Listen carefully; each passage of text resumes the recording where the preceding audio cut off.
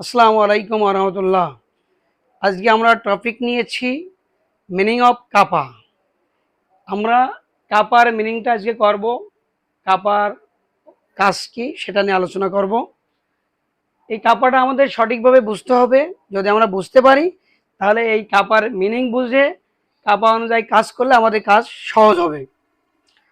তো meaning of কাপা: এর সিতে কারেক্টিভ, এতে অ্যাকশান, পিতে প্রিভেন্টিভ, এতে অ্যাকশান।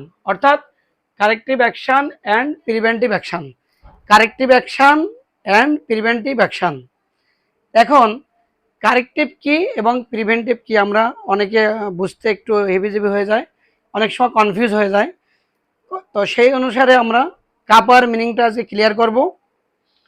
তো কারেক্টিভ অ্যাকশান হচ্ছে কোনো একটা অকারেন্স বা কোনো একটা প্রবলেম ঘটে গেছে। আমরা যেহেতু গার্মেন্টসের উপরে টিচ, সেহেতু আমরা গার্মেন্টসের বিষয়টি আলোচনা করব। এই কাপার মিনিং, কাপার কাজ অন্য অন্য ক্ষেত্রে হতে পারে, তবে যেহেতু আমরা গার্মেন্টসের উপরেই এটা করব।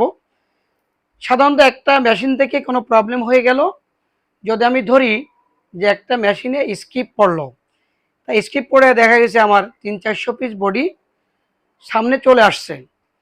এখন আমি কাপা সিস্টেমে এগোবো। যদি এগোই তাহলে আমাকে দুইটা কাজ করতে, একটা হচ্ছে কারেক্টিভ অ্যাকশন, আরেকটি হচ্ছে প্রিভেন্টিভ অ্যাকশন। তাহলে কারেক্টিভ অ্যাকশন হবে সামনে যে বডিগুলো আসছে আমি ফিল্টারিং করলাম, ফিল্টারিং করে কোয়ারেন্টাইন করলাম, কোয়ারেন্টাইন করার পরে ওই বডিগুলো যে আমি রেকটিফাই করব, রেকটিফাই করে টোটাল আলাদা করে বুঝিয়ে রাখা, আমার কাস্টডি রাখা, এটা হচ্ছে কারেক্টিভ। যেটা ঘটে গেছে সেটা কারেকশন করলাম, করে আমার কাস্টডি রাখলাম, সেটা হচ্ছে কারেক্টিভ।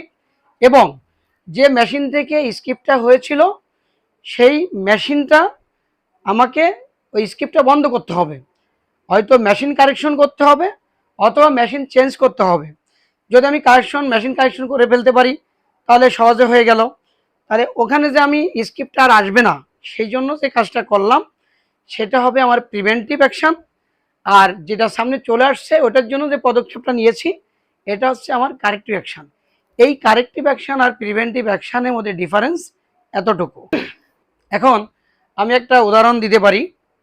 সাপোজ দুটি বাচ্চা, একটা বাচ্চা পানিতে পড়ে মারা গেল, আরেকটা বাচ্চা আছে। তাহলে ছোট বাচ্চা গড়াতে গড়াতে যে পানির ভিতরে পড়ে গেল, ওকে কাফন দাফন করতে হবে। কাফন দাফন করার ওটা হচ্ছে আমার কারেক্টিভ। এবং যে বাচ্চাটি বেঁচে আছে তার জন্য একটা বাউন্ডারি দিতে হবে, যাতে এই বাউন্ডারি পার হয়ে সে পানিতে পড়তে না পারে। মূল এই কথাটা বলাতে মানে উদাহরণ দিয়ে দিয়ে বোঝাইলাম আপনাদের বোঝার জন্য। যেটা হয়ে গেছে ওটার পদক্ষেপ নিতে হবে একভাবে, আর যেটা হতে পারবে না তার পদক্ষেপ নিতে একভাবে। এই হচ্ছে কারেক্টিভ প্রিভেন্টিভ অ্যাকশন। আশা করি বুঝতে পারছেন।